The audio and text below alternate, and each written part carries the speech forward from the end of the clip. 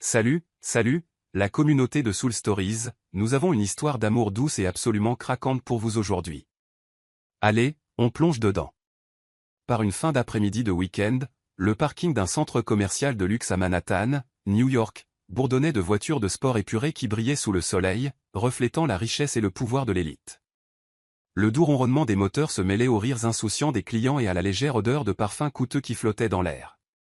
Se démarquant de tout cela se trouvait une superbe Ferrari SF90 Stradale rouge, garée comme un joyau précieux, attirant tous les regards. Sophie Langdon, 29 ans, sortit du centre commercial avec un café glacé à la main. Ingénieure en mécanique passionnée par les supercars, elle ne put résister à l'attraction magnétique de la Ferrari. Ses cheveux blonds étaient attachés en une queue de cheval haute, et sa tenue décontractée, un jean, une chemise blanche et des baskets ne la faisaient en rien ressembler à la clientèle typique de cet endroit. Mais ses yeux s'illuminèrent dès qu'elle vit la voiture, comme un enfant devant son jouet préféré. Elle s'approcha, s'accroupit pour admirer les courbes aérodynamiques de la carrosserie, ses doigts glissant inconsciemment sur la peinture brillante, appréciant la perfection de son design. On ne touche pas à ce qui ne nous appartient pas. Une voix grave et tranchante retentit derrière elle, coupant net le fil des pensées de Sophie. Elle se retourna pour se retrouver face à Damien Cross, 37 ans, PDG de Cross Capital, une société d'investissement pesant des milliards de dollars. Il se tenait là, grand dans un costume noir impeccablement taillé, ses yeux bleus glaciers aussi froids que l'acier. Avec des traits ciselés et pas l'ombre d'un sourire, il dégageait une autorité et une pointe d'arrogance. Les gens à proximité se tournèrent pour regarder, curieux de la confrontation. Sophie se redressa, croisa les bras et afficha un sourire narquois et défiant. « Oh, autant pour moi. Je pensais que c'était un salon de l'auto, pas un musée. Je n'ai pas vu de panneau ne pas toucher. » Sa voix était calme mais empreinte de sarcasme, assez pour faire ricaner quelques badauds. Damien serra le poing, clairement peu habitué à ce qu'on lui réponde. « Pour qui vous prenez-vous pour toucher ma voiture ? Avez-vous la moindre idée de ce que ce véhicule coûte ?» dit-il en s'avançant, sa voix baissant à un ton bas et menaçant. Sophie ne broncha pas. Au lieu de cela, elle haussa un sourcil et posa nonchalamment son gobelet de café sur le capot de la voiture, un geste qui faillit rendre Damien fou furieux.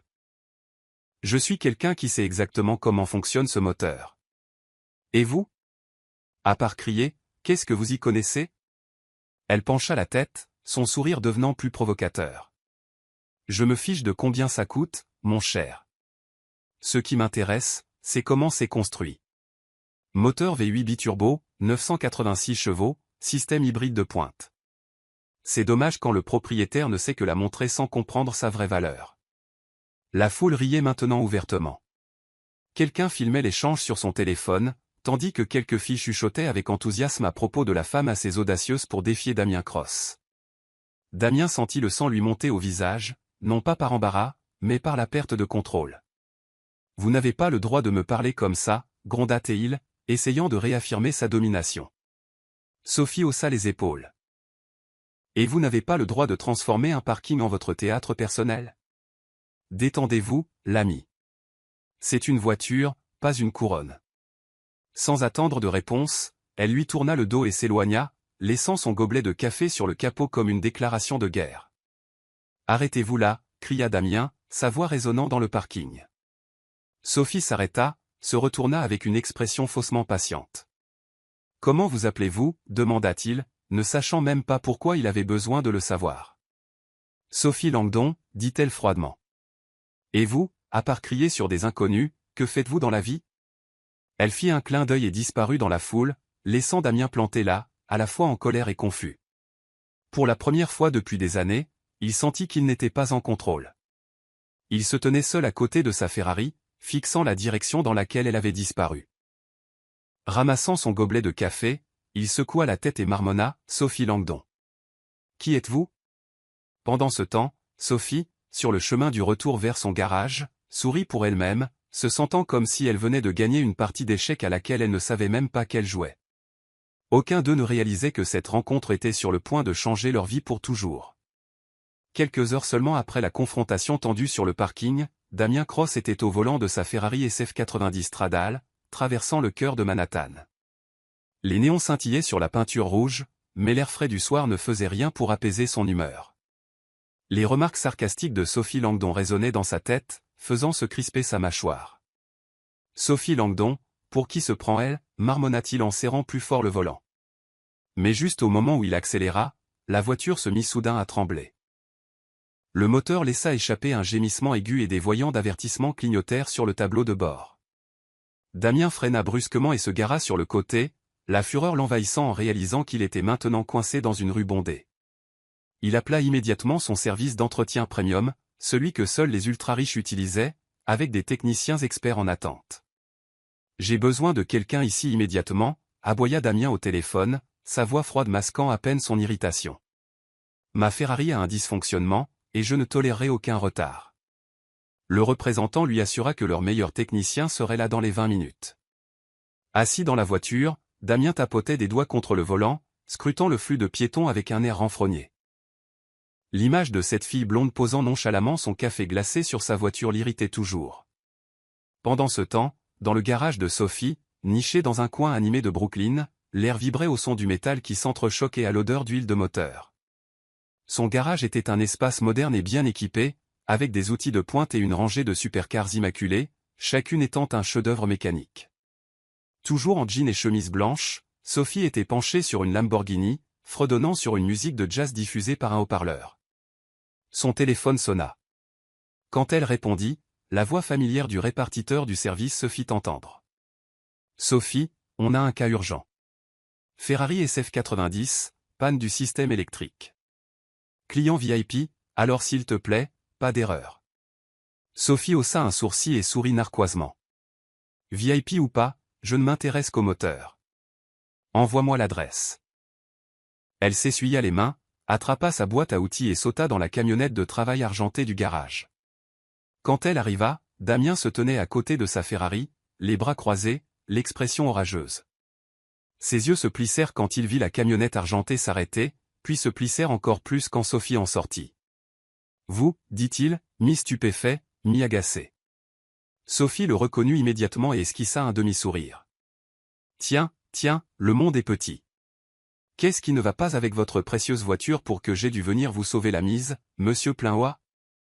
Damien ricana, luttant pour maintenir son sang-froid. « Je ne vous ai pas appelé. J'ai appelé le service, et ils ont clairement fait une erreur en envoyant quelqu'un comme vous. » Sophie ne broncha pas indifférente à l'insulte, elle posa sa boîte à outils, ouvrit le capot et se mit au travail. « Pourquoi ne restez-vous pas là à bouder?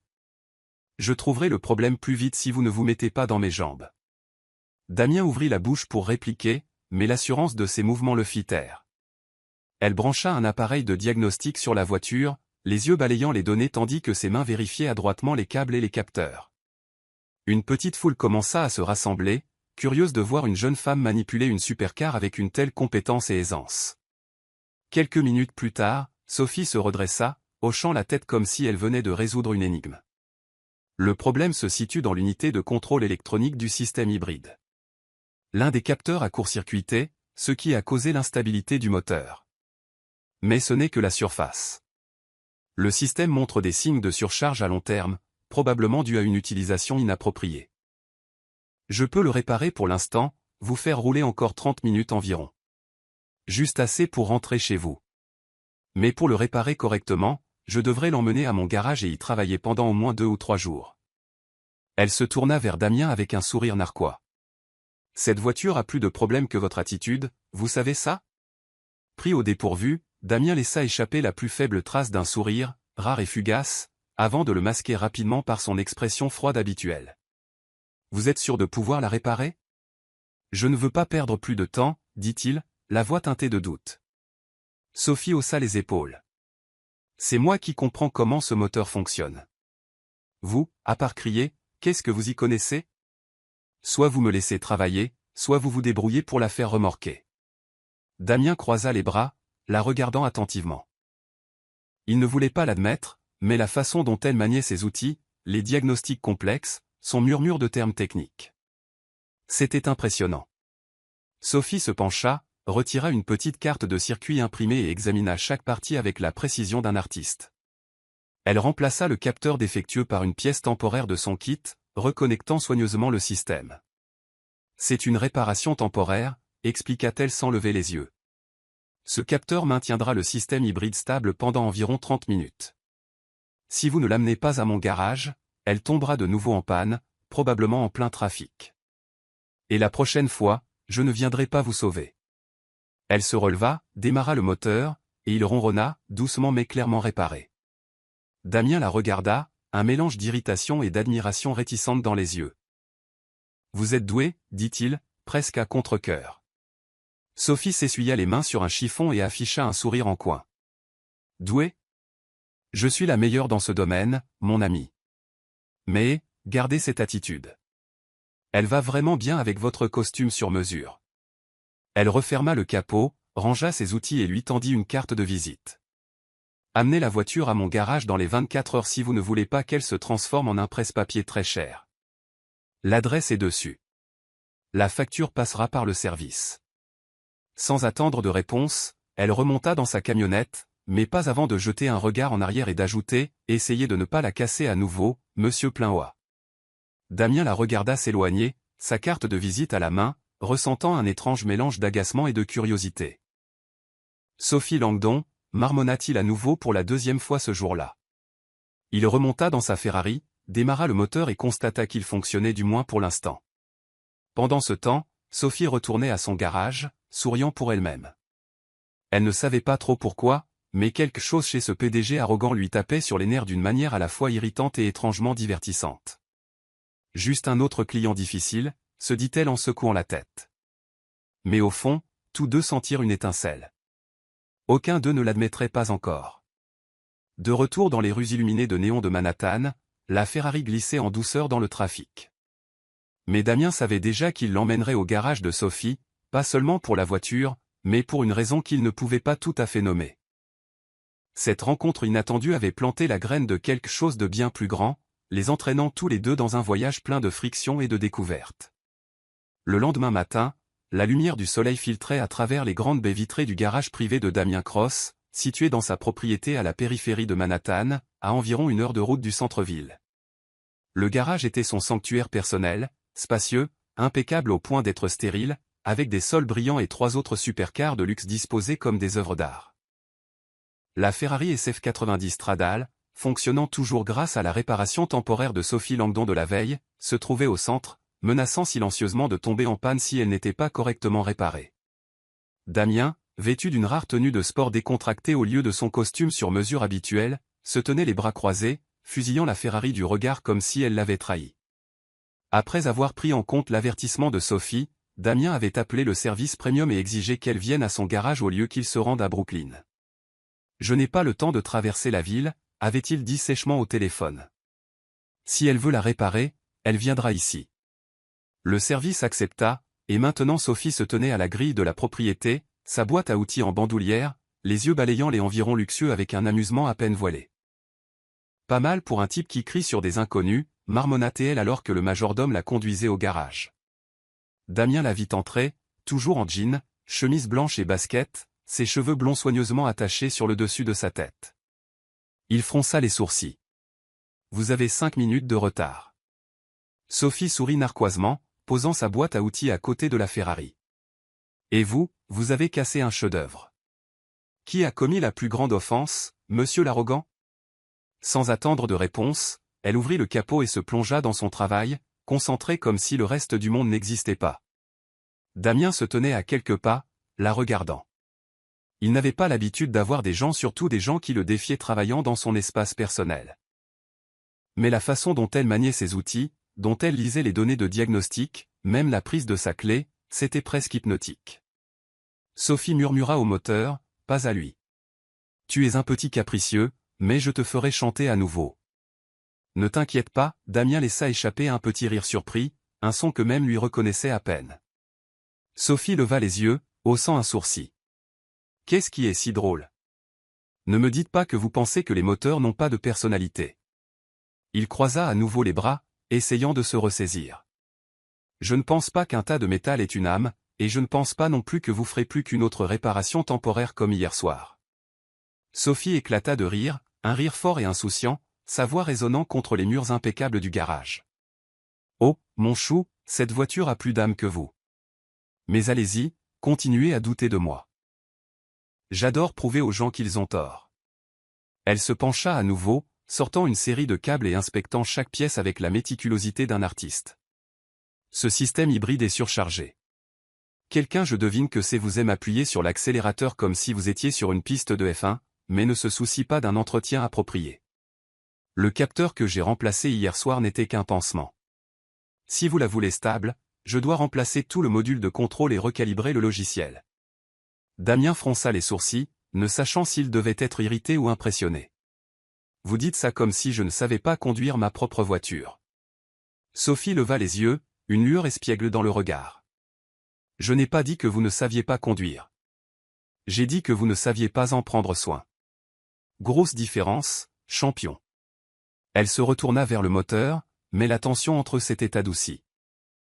Sa pique taquine semblait faire fondre une partie du givre dans la pièce. Damien, ne sachant que faire d'autre, s'approcha un peu plus, faisant semblant d'inspecter la voiture, mais en réalité, il la regardait elle. Alors que Sophie travaillait, une goutte d'huile éclaboussa sa joue, laissant une petite traînée noire. Sans réfléchir, Damien tendit la main pour l'essuyer, mais s'arrêta à mi-chemin, réalisant ce qu'il faisait. Sophie remarqua le mouvement et haussa un sourcil. « Qu'est-ce que c'est ? Vous songez à devenir mécanicien maintenant ?» Damien retira rapidement sa main, maladroit d'une manière qu'il était rarement. « J'allais dire que vous aviez quelque chose sur le visage. » Sophie rit, essuyant la tache avec un chiffon, les yeux pétillants. « Occupez-vous de votre voiture, monsieur Plainhoa. Je m'occuperai de mon propre visage. » Elle retourna au moteur, retirant un module électronique tout en expliquant « Ceci, juste ici, est le cœur du système hybride. Il est grillé à cause de la surcharge et le logiciel est obsolète. Je vais le remplacer aujourd'hui, mais sa recalibration prendra 2 jours de plus à mon garage. Vous n'avez pas l'équipement spécialisé ici. » Damien hocha la tête, n'offrant pour une fois aucun argument. Il se retrouva captivé par la façon dont elle parlait de la voiture, comme si c'était une chose vivante, pas seulement un symbole de statut. « Vous en parlez comme si elle avait des sentiments, » dit-il avant de pouvoir s'arrêter, son ton nettement moins froid. Sophie s'arrêta et le regarda, sincèrement surprise. « Les moteurs ont des histoires, vous savez. Comment ils sont construits, comment ils sont traités. Celui-ci me dit que vous êtes un maniaque du contrôle sans la patience de le comprendre. » Damien resta silencieux. Ces mots touchèrent quelque chose de plus profond. Il avait toujours vu la Ferrari comme un symbole de succès, mais Sophie la voyait comme une œuvre d'art, quelque chose de vivant. Cela lui fit sentir qu'il avait manqué quelque chose. Quand Sophie finit de remplacer le module, la lumière du soleil de l'après-midi devenait dorée à travers les fenêtres du garage. Elle referma le capot, s'essuya les mains et se tourna vers Damien. « C'est tout pour aujourd'hui. La voiture fonctionnera bien pendant quelques jours, mais vous devez l'amener à mon garage pour que je finisse le travail, à moins que vous ne vouliez qu'elle tombe à nouveau en panne en plein milieu de Manhattan. » Elle fit un clin d'œil et lui tendit un bout de papier avec une heure de rendez-vous. « Ne me faites pas attendre. » Damien prit le papier, les yeux fixés sur elle alors qu'elle sortait du garage, confiante et détendue. Il marmonna à voix basse, « Sophie Langdon, vous êtes une source d'ennui. » Mais cette fois, il n'y avait pas de colère dans sa voix, seulement de la curiosité. Sur le chemin du retour vers Brooklyn, Sophie sourit pour elle-même, pensant au PDG exaspérant. Elle ne savait pas vraiment pourquoi elle aimait tant le provoquer, mais il y avait quelque chose chez Damien qui lui donnait envie de creuser plus profondément. De retour dans le garage, Damien se tenait à côté de la Ferrari, regardant le papier de rendez-vous dans sa main, se sentant comme s'il venait d'être entraîné dans un jeu dont il ne comprenait pas encore les règles. Tous deux sentirent cette petite étincelle, ce fil invisible qui commençait à se former, les préparant tranquillement aux collisions à venir. L'air de l'après-midi dans le garage privé de Damien Cross portait encore la légère odeur d'huile et le doux cliquetis des outils de Sophie Langdon. La lumière dorée du soleil se déversait à travers les grandes baies vitrées, projetant une lueur chaude sur la Ferrari SF90 Stradale. Sophie venait de finir de remplacer le module de contrôle du système hybride, rappelant à Damien que la voiture devrait être amenée à son garage de Brooklyn pour une recalibration complète 2 à 3 jours de travail. Damien, vêtu d'une tenue de sport au lieu de son costume habituel, se tenait à proximité, les bras croisés. Son expression glaciale s'était adoucie en quelque chose de plus curieux, presque réfléchi. Puis, de manière inattendue, il parla, sa voix plus légère que d'habitude. « Vous avez travaillé toute la journée. Vous voulez un café ? Il y a un café sympa à proximité. Sophie leva les yeux, haussant un sourcil sceptique, mi-amusé, mi-surprise. Monsieur Plainhoa qui m'invite à prendre un café? Attention, je pourrais commencer à penser que vous essayez d'être fréquentable. Damien esquissa un léger sourire narquois, sans répondre, mais le regard dans ses yeux était un défi. Allez-y, refusez. Ils quittèrent le garage et se rendirent dans un petit café niché dans une rue calme de Manhattan. La lumière jaune et chaude se déversait de ses fenêtres, se mêlant au doux bourdonnement de la musique jazz. Il était presque vide à cette heure tardive, juste quelques clients sirotant tranquillement, donnant à l'endroit une atmosphère calme et intime. Dans une banquette d'un coin sombre, Sophie était assise en face de Damien, tournant lentement sa tasse de café noir, ses yeux l'étudiant comme si elle essayait de lire entre les lignes. Alors, dit-elle, sa voix empreinte de son sarcasme habituel. De quoi s'agit-il vraiment? Vous ne semblez pas être du genre à offrir un café par pure gratitude. Damien regarda par la fenêtre, tapotant légèrement du doigt sur la table, comme s'il pesait le risque de se confier. Cette Ferrari. Ce n'est pas juste une voiture, commença-t-il lentement, sa voix basse. Mon père me l'a offerte en 2020, juste après son lancement. C'était un passionné de voitures, il disait toujours qu'une grande voiture n'était pas seulement une machine, mais un symbole de passion et de liberté. Il a commandé cet SF90 pour moi en cadeau, son dernier, avant de mourir d'une maladie en phase terminale.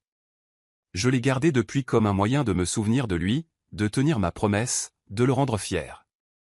Il fit une pause, les yeux lointains, comme s'il pouvait encore voir son père debout à côté de lui. Après son décès, je me suis plongé dans le travail. J'avais besoin de tout contrôler, l'argent, l'entreprise, ma vie, parce que si je ne le faisais pas, j'avais peur de tout perdre, comme je l'ai perdu lui. Il se tourna vers Sophie, s'attendant peut-être à une autre remarque spirituelle, mais elle écoutait simplement, sa tasse de café suspendue en l'air. Sophie but une gorgée, son regard s'adoucissant. Je comprends ça, dit-elle doucement. Mon père aimait aussi les voitures, pas des supercars comme les vôtres cependant. Il aimait les classiques, les Mustangs, les vieilles Chevrolet. Il les appelait des voitures avec une âme. Il m'a tout appris, comment reconstruire un carburateur, comment dire ce qu'une voiture raconte par le son de son moteur. Il est décédé quand j'ai commencé l'université, mais sa passion est la raison pour laquelle je suis allé en ingénierie. Je voulais prouver qu'une fille pouvait le faire, même quand tout le monde disait que je n'avais pas ma place.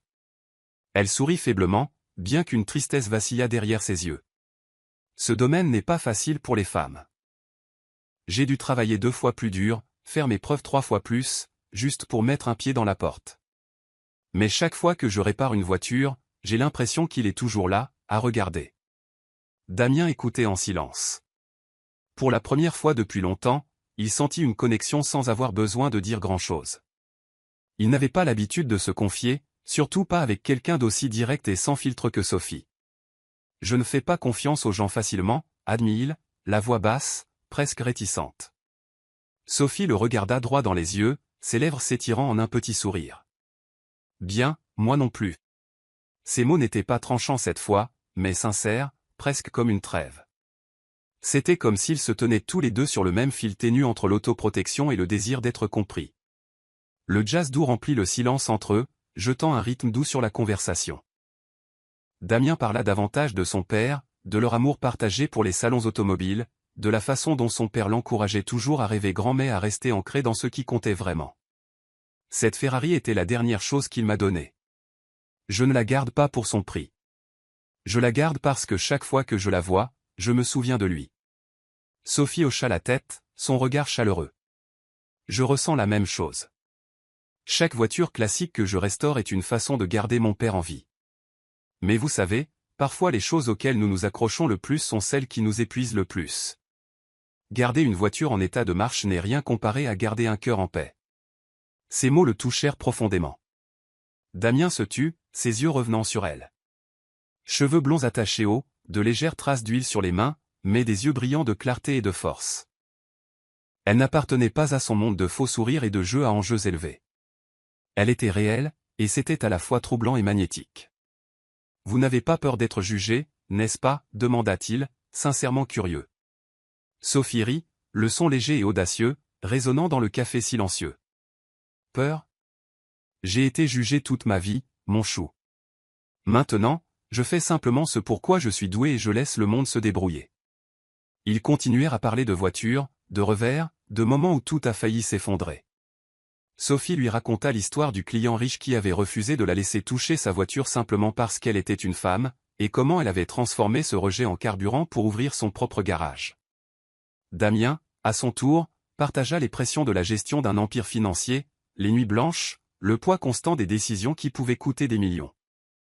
Des mondes différents, les mêmes blessures, la perte, la pression, le besoin de prouver quelque chose. Quand leur café fut froid depuis longtemps, Sophie vérifia l'heure et se leva. « Il se fait tard, monsieur Plainhoa. Je dois préparer le garage pour votre Ferrari.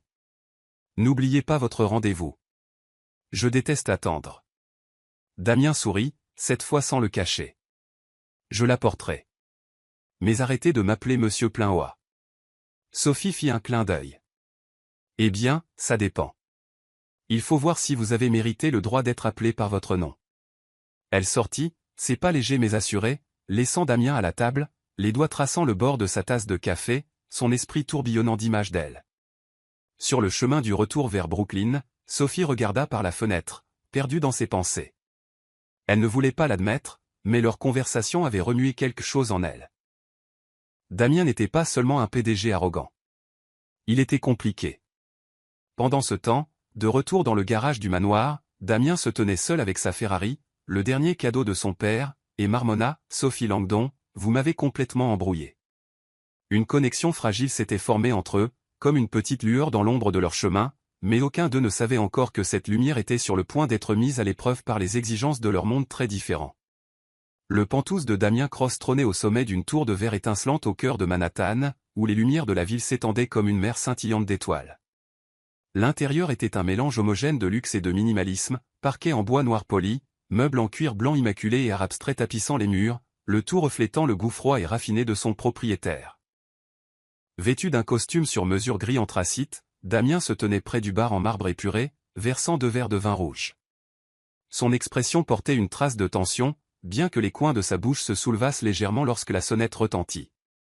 Après leur conversation au café la veille, il avait appelé Sophie de manière inattendue et l'avait invitée à dîner, ne lui laissant presque pas le temps de se préparer. Sophie Langdon, la femme qui avait ébranlé son sang-froid à chaque instant, était sur le point d'entrer dans son espace le plus privé. Elle arriva, toujours dans ses vêtements de travail du garage, un jean foncé avec des traces d'huile, une chemise blanche retroussée et des baskets poussiéreuses.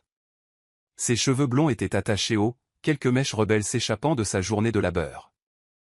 Dans sa main, elle tenait encore un chiffon qui sentait légèrement la graisse. « Eh bien, Damien, » dit-elle en entrant, ses yeux balayant l'espace somptueux avec une curiosité amusée. « Quand vous m'avez convoqué si soudainement, j'ai pensé que vous aviez besoin qu'on vérifie vos tuyaux, pas d'un dîner. » Damien lui tendit un verre de vin, les lèvres se retroussant en un sourire narquois. « J'ai un nom, Sophie. Et j'ai pensé que vous préféreriez du cabillaud à des raccords en cuivre. » Sophie but une gorgée, souriant légèrement. « Eh bien, ça dépend. Il est bon, le cabillaud ?» Le dîner fut servi à la longue table à manger, la douce lueur des bougies projetant une lueur chaude et adoucissant l'atmosphère. Ils étaient assis l'un en face de l'autre, et la conversation dériva progressivement vers des sujets plus profonds. Sophie parla de son rêve d'ouvrir un centre de formation technique gratuit pour les jeunes filles. « Je veux qu'elles sachent qu'elles peuvent tout faire, peu importe ce que les gens leur disent, » dit-elle, les yeux brillants de conviction. « Mon père disait que les rêves n'avaient pas besoin d'être grands. Ils devaient juste signifier assez pour vous faire sortir du lit le matin. Je veux que d'autres filles aient cette chance sans avoir à se battre comme je l'ai fait. » Damien écoutait, captivé par son feu. Il partagea son propre rêve abandonné, créer une fondation pour les orphelins. « Je pensais pouvoir changer le monde, » dit-il doucement. « Mais ensuite, j'ai été happé par le besoin de tout contrôler, l'entreprise, l'argent, mon image. Quelque part en chemin, j'ai oublié pourquoi j'avais commencé. » L'ambiance devint plus intime alors qu'il se déplaçait vers le canapé près de la fenêtre, contemplant la ville scintillante.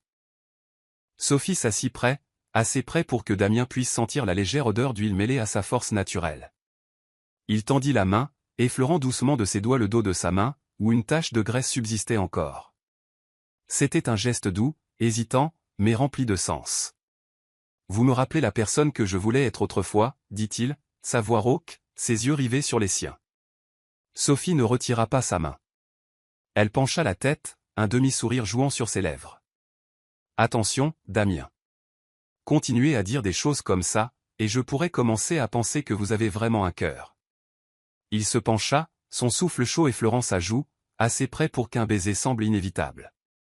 Le pouls de Sophie s'accéléra, mais son ton resta taquin. Ne vous pressez pas, mon beau. Je ne suis pas si facilement séduite par des bougies et du vin.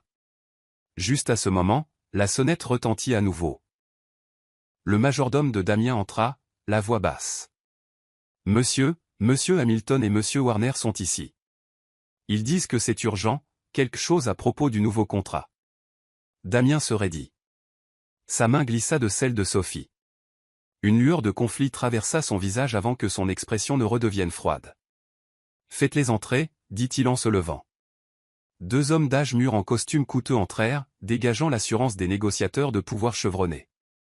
James Hamilton, grand avec des cheveux parsemés d'argent, jeta un coup d'œil à Sophie dans son jean taché d'huile et sa chemise de travail et ricana.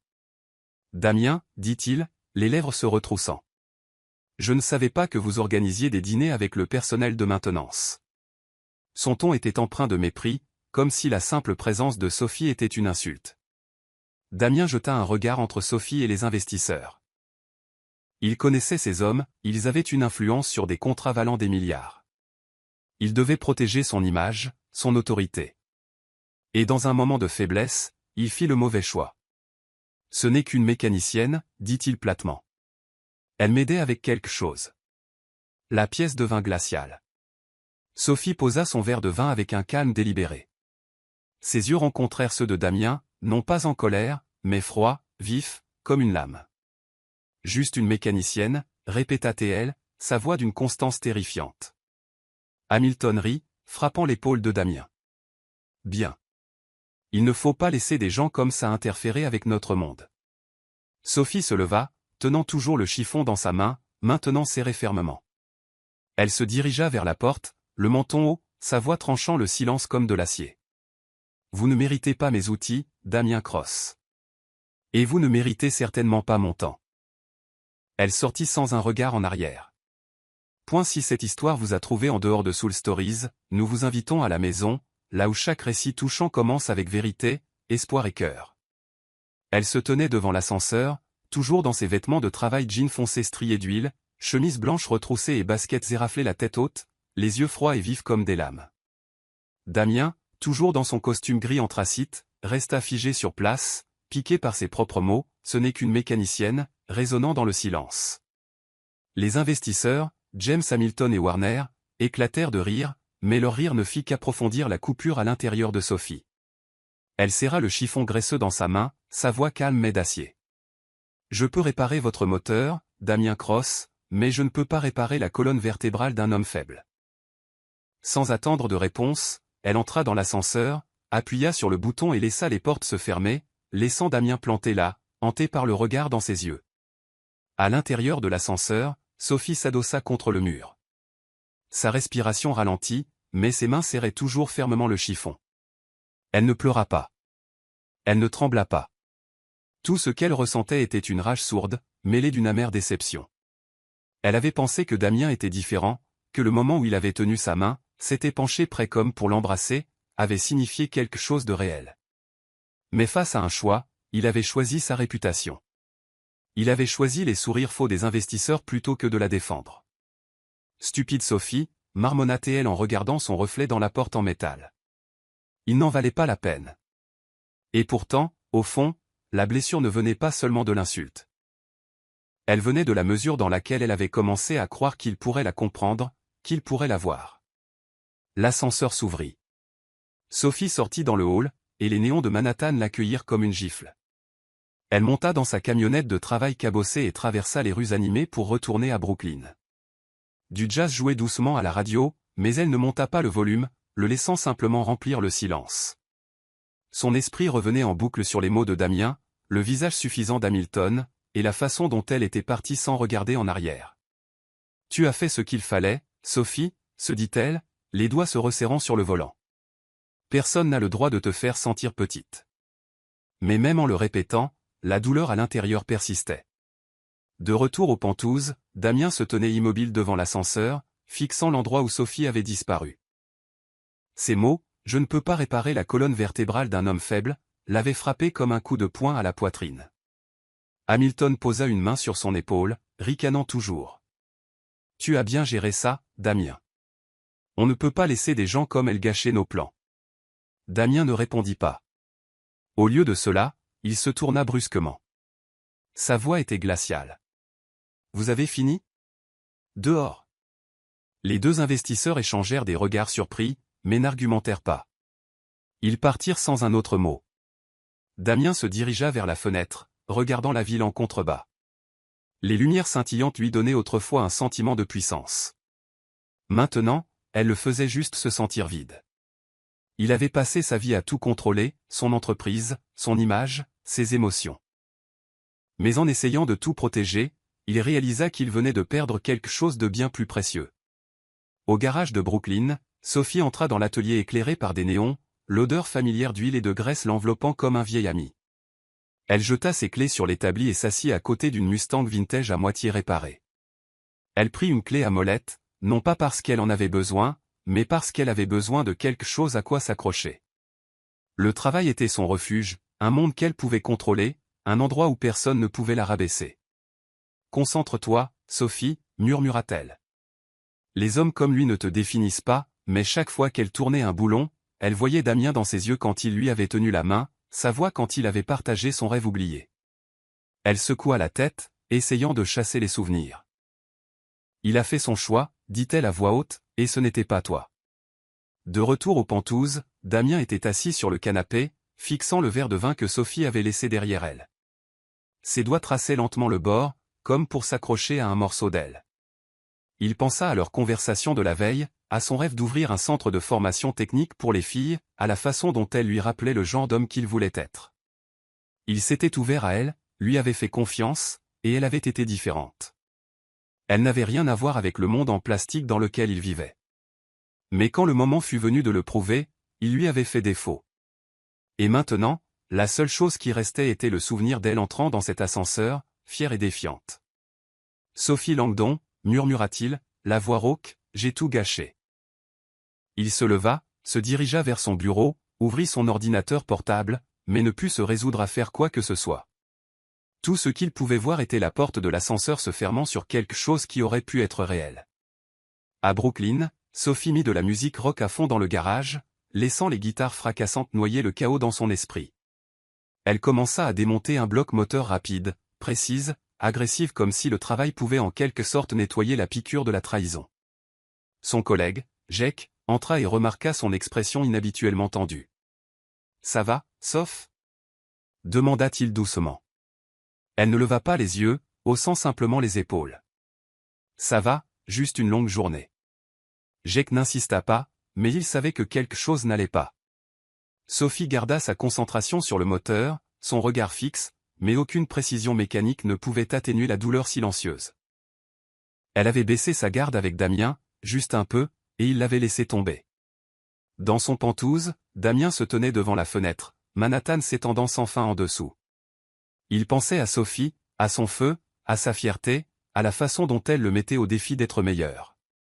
Il avait laissé la peur de perdre le contrôle dicter son choix, et maintenant c'était lui qui avait perdu. Il prit son téléphone, tentait d'appeler, mais réalisa qu'il n'avait même pas son numéro. Elle n'est pas du genre à pardonner facilement, marmonna-t-il.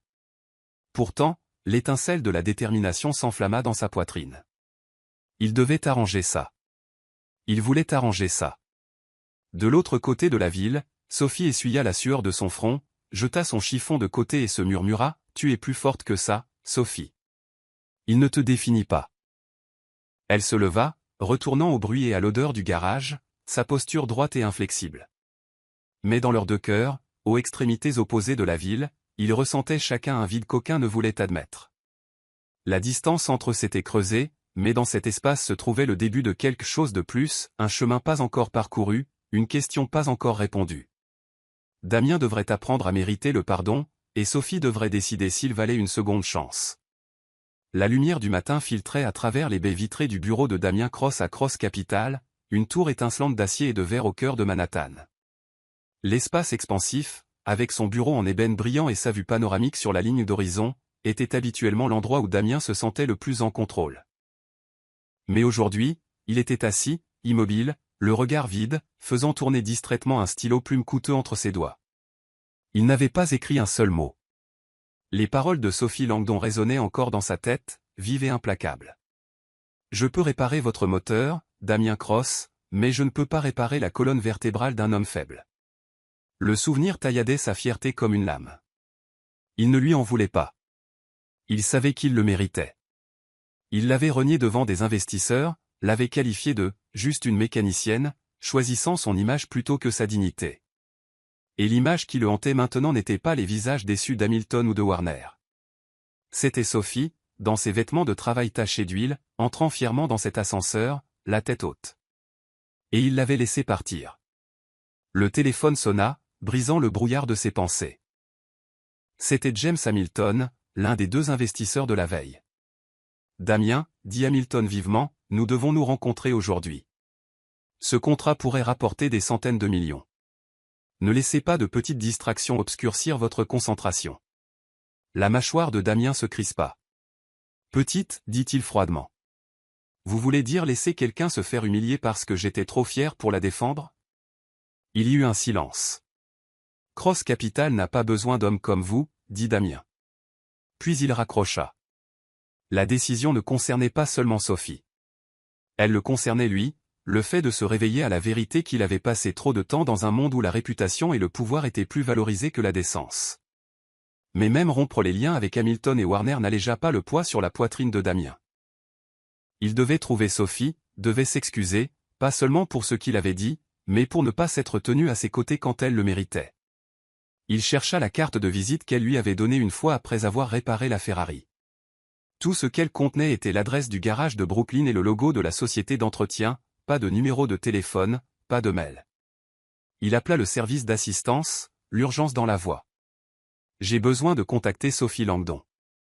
Elle a travaillé sur ma Ferrari en début de semaine. » La réceptionniste hésita. « Je suis désolé, monsieur. Nous ne donnons pas d'informations personnelles. Mais elle travaille bien au garage de Brooklyn. Je peux lui laisser un message. » Damien secoua la tête. « Non, j'irai là-bas moi-même. » Il attrapa son manteau et quitta le bureau, déterminé à la voir en personne. En traversant le trafic de Manhattan dans sa Ferrari, la même voiture qui lui avait autrefois donné un sentiment de puissance ne lui rappelait que son échec. Il pensait à la passion de Sophie, à son rêve d'ouvrir un centre de formation pour les jeunes filles, à la façon dont ses yeux s'illuminaient quand elle parlait de son père. Son honnêteté avait dépouillé les faussetés de son monde, réunions factices, sourires forcés, le besoin constant de maintenir une image impeccable. « Je me suis fait mettre à terre par une clé à molette », marmonna-t-il pour lui-même, un sourire en coin se dessinant sur ses lèvres. Mais ce n'était pas une défaite. C'était une prise de conscience. Sophie lui avait fait voir qui il était vraiment. Quand il arriva à Brooklyn, Damien se gara devant Langdon Auto, un bâtiment industriel moderne à l'extérieur propre et sans prétention. L'air était épais de l'odeur d'huile et du bruit des outils. À l'intérieur, des véhicules bien rangés et des équipements de pointe bordaient l'espace. Mais Sophie n'était pas là. Jake, l'un de ses collègues, était sous une Mustang vintage quand Damien entra. « Où est mademoiselle Langdon ?» demanda Damien, la voix polie mais urgente. Jake s'essuya les mains sur un chiffon et leva les yeux, les sourcils haussés. « Elle est partie chercher des pièces. »« Pourquoi ? Qu'est-ce qui se passe ?» Damien secoua la tête. « J'attendrai. » Il s'assit dans un coin, ses yeux balayant l'espace que Sophie avait construit à partir de rien, si ce n'est de la détermination et du courage. Au mur était accroché un panneau qui disait « Langdon Auto, là où les rêves sont reconstruits ». Il le fixa, pensant à tout ce que Sophie lui avait dit, à son combat pour gagner sa place dans un monde dominé par les hommes, à sa volonté acharnée d'aider les autres à suivre son chemin. Ce garage n'était pas seulement une entreprise. C'était un symbole de sa résilience. Il le compara à son propre bureau, poli, parfait, mais sans vie. Sophie vivait avec cœur, et lui, depuis bien trop longtemps, avait vécu avec la peur de l'échec, de l'imperfection, d'être vu comme autre chose que parfait. Une heure plus tard, Sophie revint, portant une boîte de pièces, sa queue de cheval blonde ébouriffée par le vent. Elle s'arrêta net quand elle vit Damien, la surprise brillant dans ses yeux avant qu'ils ne deviennent froids. « Qu'est-ce que vous faites ici » demanda-t-elle en posant la boîte avec un bruit sourd. Sa voix était calme mais distante. Damien se leva. Il prit une profonde inspiration. « Je suis venu m'excuser, Sophie. Ce que j'ai dit l'autre soir. J'avais tort. Je n'aurais jamais dû vous appeler juste une mécanicienne. Je n'aurais jamais dû vous renier comme ça. J'ai laissé la peur de perdre la face prendre le dessus sur moi. » Sophie croisa les bras, son regard vif. « Vous pensez que je suis en colère contre Hamilton et Warner ? Non, Damien. Je suis en colère contre vous. En colère que vous soyez resté là et que vous ayez agi comme si je n'avais pas d'importance. Je ne veux pas d'excuses vides de sens. » Damien secoua la tête, la voix basse et sincère. « Ce n'est pas vide de sens. J'ai rompu les liens avec eux, Hamilton et Warner. Je leur ai dit qu'ils ne sont pas le genre de personnes que je veux près de mon entreprise. Vous m'avez fait voir ça. Vous m'avez donné envie d'être meilleur. » Sophie haussa un sourcil, peu convaincue. « Meilleur ? Vous pensez que laisser tomber un contrat compense ce que vous avez dit ? Je ne suis pas là pour votre arc de rédemption, Damien. Je ne suis pas quelqu'un que vous utilisez pour réparer votre image. » Elle se détourna et commença à organiser les pièces. Mais Damien s'approcha, la voix sérieuse. « Je me fiche de mon image. Ce qui m'importe, c'est de réparer ce que j'ai brisé avec vous. Donnez-moi la chance de le prouver, non pas avec des mots, mais avec des actions. » Sophie s'arrêta, puis se tourna pour le regarder. Elle vit quelque chose de différent dans ses yeux, quelque chose de réel. Mais elle ne baissa pas sa garde. « Je ne fais pas confiance aux promesses faciles, Damien. Si vous voulez faire vos preuves, faites-le. Mais ne vous attendez pas à ce que je reste là à attendre. » Elle retourna à son travail. Damien resta là un moment de plus, le cœur plus lourd, mais plus résolu que jamais. Il quitta le garage, jetant un dernier regard au panneau de Langdon Auto.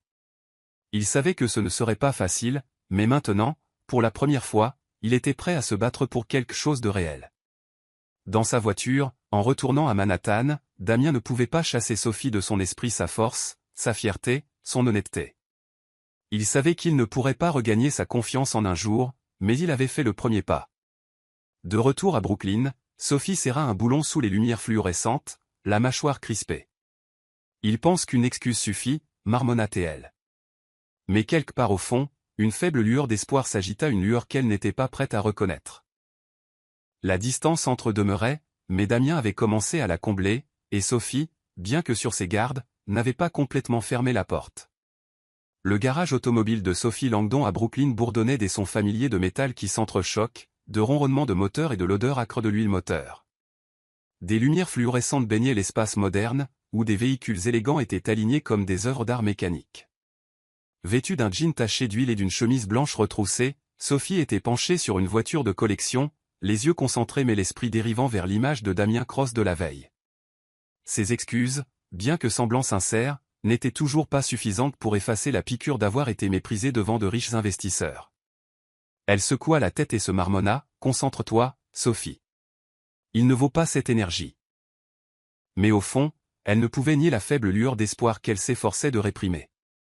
Des pas résonnèrent depuis l'entrée, la ramenant au présent. Elle leva les yeux pour voir Damien se tenant là, non pas dans son costume de créateur habituel, mais dans une chemise bleu foncé et un pantalon de ville, toujours élégant mais nettement plus terre à accent grave terre. Il tenait un dossier dans une main, les yeux fermes mais teintés d'appréhension. « Sophie » appela-t-il, sa voix basse mais claire. Elle s'essuya les mains sur un chiffon, croisa les bras et le regarda avec méfiance. « Encore vous ? Je vous l'ai déjà dit, Damien. Je ne crois pas aux promesses vides. Qu'est-ce que vous faites ici ? » Damien prit une profonde inspiration et s'approcha. « Je ne suis pas venu pour parler. Je suis venu pour vous montrer. » Il lui tendit un document, une proposition officielle pour la bourse technique Sophie Langdon nouvellement créée, un programme pour les jeunes femmes poursuivant des études en ingénierie mécanique. « J'ai établi ça ce matin, dit-il sincèrement. Ça financera les frais de scolarité, les stages et les placements professionnels pour les filles qui poursuivent des rêves comme le vôtre. Je veux qu'elles voient que c'est possible, parce que vous l'avez déjà prouvé. Sophie parcourut le document, son cœur vacillant malgré elle, mais son visage resta sur ses gardes. Très généreux, Damien, mais ça n'efface pas ce que vous avez dit ce soir-là. Damien hocha la tête, s'attendant clairement à cette réponse. Je sais. C'est pourquoi j'ai fait autre chose aussi. Il sortit son téléphone et lui montra un article fraîchement publié d'un grand média économique. Le titre disait « Le PDG de Cross Capital présente des excuses publiques pour son comportement irrespectueux ». L'article le citait directement « J'ai eu tort de ne pas défendre une femme intègre simplement pour protéger mon image. L'intégrité compte plus que la réputation, et je m'engage à réparer les choses. » Sophie parcourut l'article, une lueur de surprise dans les yeux. Elle posa le téléphone et le regarda. Alors, qu'est-ce que c'est? Un coup de pub ou quelque chose de réel? Damien secoua la tête, la fixant dans les yeux. C'est réel. Vous m'avez fait réaliser à quel point ma vie était fausse. Je ne veux pas être l'homme qui est resté les bras croisés pendant que vous étiez insulté. Je veux être l'homme qui mérite votre temps. Sophie haussa un sourcil, toujours empreint de son sarcasme caractéristique. Digne? Alors prouvez-le, mon beau. Changez le pneu de cette voiture là-bas, et ensuite on parlera. Elle désigna un véhicule voisin, un défi clair et délibéré. Damien jeta un coup d'œil à la voiture, puis de nouveau à elle, et pour la première fois, sourit. Vous ne facilitez pas les choses, n'est-ce pas? Sophie haussa les épaules. La facilité n'a jamais été mon style. Sans hésiter, Damien enleva sa veste et retroussa ses manches. Il attrapa une clé dans sa boîte à outils, mais il était évident qu'il n'avait jamais changé un pneu de sa vie. Il tâtonna avec les boulons, laissa tomber la clé 2 fois et faillit se faire rouler sur le pied par le pneu. Jake, le collègue de Sophie, éclata de rire de l'autre côté du garage. Sophie essaya de se retenir, mais finit par couvrir sa bouche pour étouffer son rire. Ses yeux pétillaient d'amusement. Eh bien, monsieur Plainois, le taquina-t-elle en intervenant pour ramasser le pneu et le remplacer en moins de 2 minutes avec une précision d'experte. Je pense que vous êtes plus doué pour les feuilles de calcul que pour les douilles. Damien, essoufflé et penaud, gloussa. C'est juste. Mais j'apprendrai si vous me le permettez. Pour la première fois, le sourire de Sophie n'était pas teinté de sarcasme. Vous avez essayé, je vous l'accorde. Mais ne pensez pas qu'une bourse et un titre de journal arrangent tout. Elle fit une pause, puis continua, sa voix plus douce. Pourtant, l'idée de la bourse? Pas mal. J'ai travaillé sur un projet communautaire, des réparations de voitures gratuites pour les familles à faible revenu de Brooklyn. Si vous cherchez la rédemption, impliquez-vous. Mais je vous préviens, je ne suis pas tendre avec les débutants. Damien hocha la tête, ses yeux s'illuminant. Je le ferai. Même si vous me lancez une clé à molette à la tête. Elle rit, un son clair et sincère qui résonna dans le garage. Faites attention à ce que vous souhaitez, Damien. Je suis très doué pour lancer des clés à molette. Ils restèrent là, entourés de bruit, de graisse et de l'odeur de carburant, mais quelque chose avait changé. Sophie était toujours prudente. Son cœur n'était pas encore complètement ouvert, mais la sincérité de Damien et son effort maladroit pour changer un pneu avaient commencé à adoucir le mur qu'elle avait construit. Damien la regarda dans sa tenue de travail, forte et confiante, mais chaleureuse. « Je ne vous décevrai plus, dit-il doucement, avec conviction. » Sophie pencha la tête, les coins de sa bouche se soulevant très légèrement. « On verra. » Les actes parlent plus fort que les excuses. Alors que Damien quittait le garage, il ressentit un étrange sentiment de soulagement. La route serait longue, mais pour la première fois depuis des années, il poursuivait quelque chose qui avait du sens. Il jeta un coup d'œil au panneau au-dessus du garage, Langdon Auto, là où les rêves sont reconstruits. Et pour une fois, il sentit qu'il reconstruisait quelque chose lui aussi. De retour à l'intérieur, Sophie retourna à son travail. Les lumières fluorescentes se reflétaient sur son visage alors qu'elle essuyait la sueur de son front. Il essaie, marmonna-t-elle, mais il ferait mieux de ne pas croire que je suis si facile. Pourtant, quand elle ramassa la clé, un petit sourire se dessina sur ses lèvres. Jake, qui observait de près, haussa un sourcil. Pourquoi ce sourire, Sophie? Elle secoua la tête. Rien. C'est juste la première fois que je vois un PDG perdre un match de catch avec un écrou de roue. À l'intérieur, cependant, elle savait. Elle donnait une petite chance à Damien, et tous les deux, au milieu du bruit du garage, faisaient les premiers pas silencieux pour combler la distance entre eux. Le projet communautaire serait le prochain test, un endroit où les actions de Damien, et non sa richesse ou son nom, détermineraient s'il pouvait vraiment regagner sa confiance et peut-être, juste peut-être, son cœur. La douce lueur du coucher de soleil filtrait à travers les fenêtres du garage de Sophie Langdon à Brooklyn, projetant une chaude lumière ambrée sur l'atelier. Le doux cliquetis du métal se mêlait au rire des bénévoles, et l'odeur familière de l'huile de moteur faisait partie de l'atmosphère pleine d'espoir.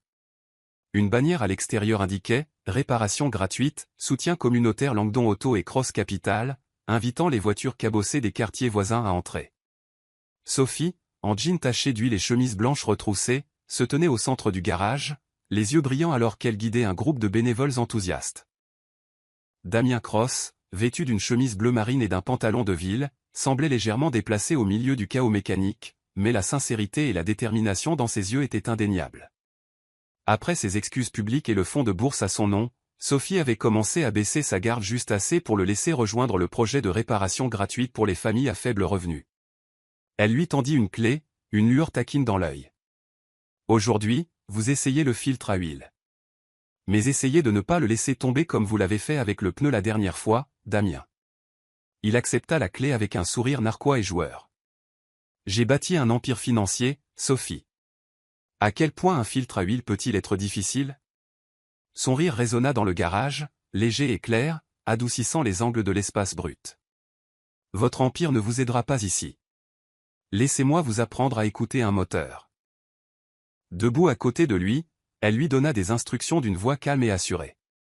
Ses mains se déplaçaient sur les outils avec un rythme gracieux, et bien que Damien soit maladroit, il écoutait attentivement. Quand de l'huile éclaboussa la manche de sa chemise, Sophie ne put s'empêcher de rire à nouveau. Félicitations, vous venez de vous transformer en une œuvre de Jackson Pollock vivante. Malgré leur chamaillerie constante, il y avait une chaleur indéniable entre eux. Ils se déplacèrent ensuite vers le centre communautaire voisin, où des bénévoles aidaient les habitants du quartier avec les réparations de leurs voitures. Une mère célibataire nommée Maria prit la main de Sophie, les yeux embués d'émotion, alors qu'elle recevait son vieux camion fraîchement réparé. « Vous n'avez aucune idée de ce que cela signifie pour moi, dit-elle, la voix tremblante. Sophie essuya la sueur de son front et sourit. « Utilisez-le bien, Maria. C'est exactement pour ça que nous sommes là. » Debout sur le côté, Damien observait en silence, quelque chose s'agitant au plus profond de lui. Sophie ne réparait pas seulement des voitures, elle restaurait la dignité, apportait de la lumière dans des vies qui avaient été ignorées, et cela lui donnait envie d'appartenir à ce monde, son monde.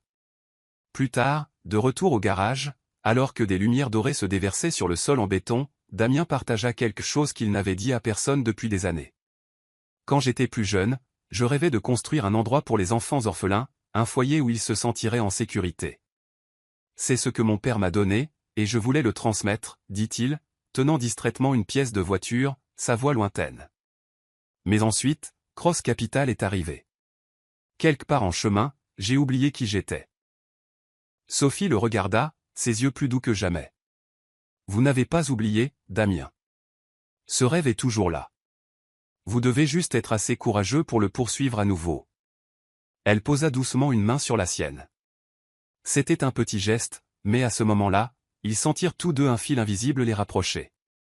Ils retournèrent au travail, et quand une vieille voiture rouillée arriva avec des problèmes de frein, Sophie montra à Damien comment remplacer les plaquettes. « Soyez doux, comme si vous parliez à la voiture, dit-elle, se tenant prêt, son souffle effleurant sa joue. Concentré et inhabituellement silencieux, Damien suivit attentivement ses étapes, la sueur perlant sur son front. Quand il serra le dernier boulon et que les freins fonctionnèrent parfaitement, Sophie vérifia, puis se tourna vers lui avec un sourire fier qui illumina tout le garage. « Damien Cross, vous venez de réussir l'impossible. Je commence à penser que vous pourriez être un vrai mécanicien. » Il rit librement, fort, son cœur battant la chamade, non pas à cause de la tâche, mais de la façon dont elle le regardait. Bien sûr, tout ne se passa pas sans heurts. Quand Damien suggéra de financer de nouveaux équipements pour le projet, Sophie s'y opposa immédiatement, sa voix ferme. « Nous n'avons pas besoin de votre argent, Damien. Il s'agit de personnes, pas de factures. » Damien fronça les sourcils. « J'essaie juste d'aider, Sophie. Vous ne pouvez pas tout faire seule. » Elle croisa les bras, son ton vif, mais pas cruel. Je ne suis pas seul. J'ai une équipe, une communauté. Vous devez apprendre à faire partie de quelque chose, pas à vous tenir au-dessus. La tension entre eux pesa lourdement, mais Damien prit une profonde inspiration et hocha la tête.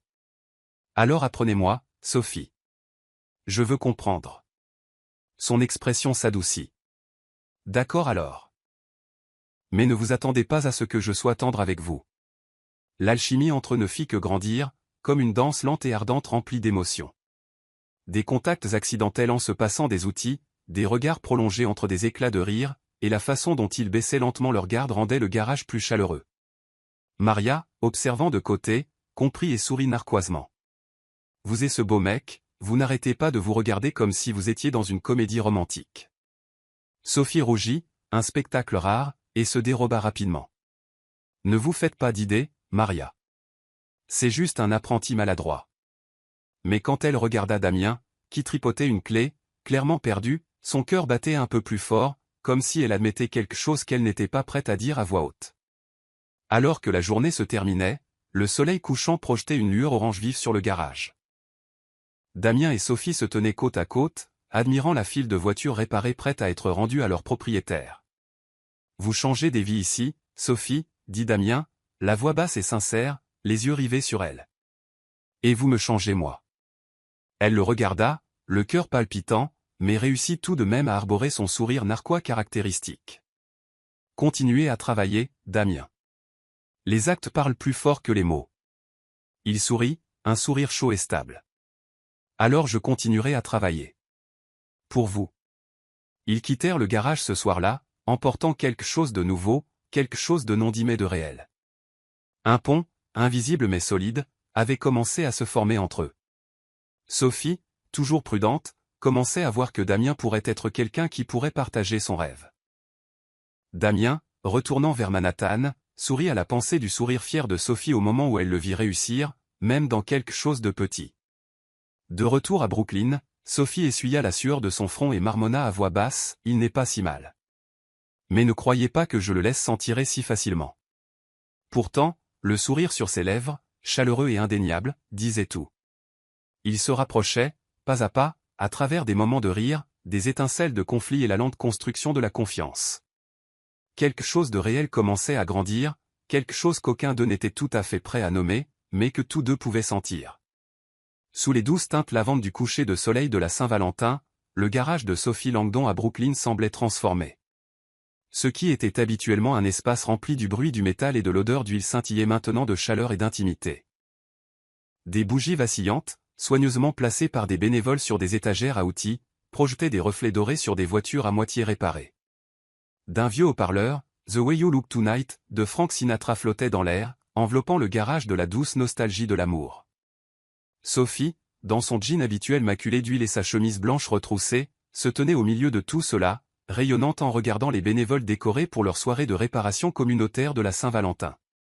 Ses cheveux blonds étaient attachés en une haute queue de cheval, des mèches rebelles encadrant son visage, et ses yeux pétillaient alors que de vieilles voitures revenaient à la vie. Damien Cross, vêtu de sa chemise bleu foncé et de son pantalon de ville, ne ressemblait plus à un homme perdu dans un monde d'engrenages et de graisse. Il se déplaçait avec confiance maintenant, une clé à la main, ses yeux ne s'éloignant jamais loin de Sophie, la femme qui l'avait mené de l'arrogance à l'authenticité.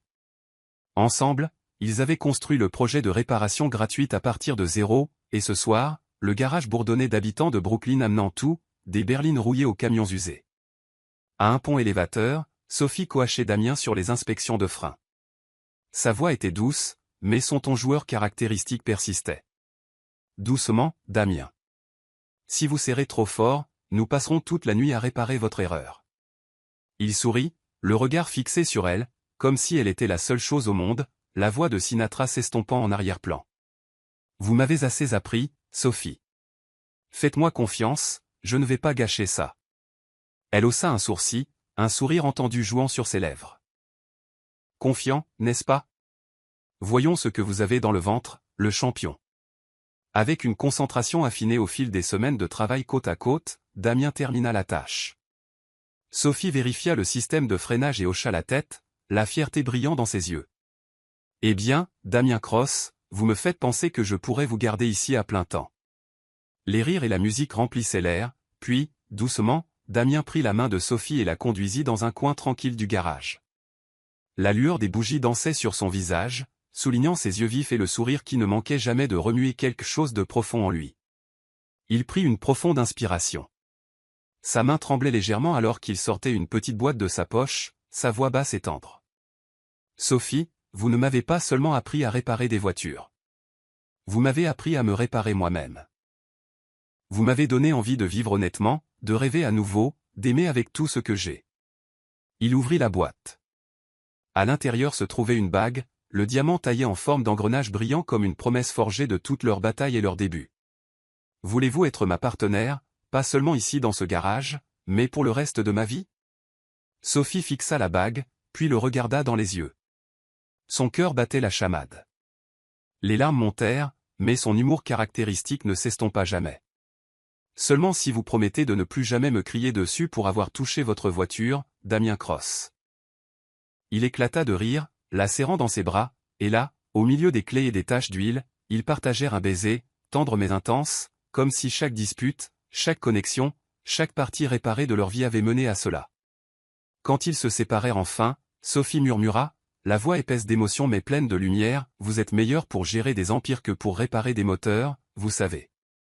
Mais j'aime à quel point vous essayez pour moi. » Damien lui caressa doucement la joue, les yeux pleins de chaleur.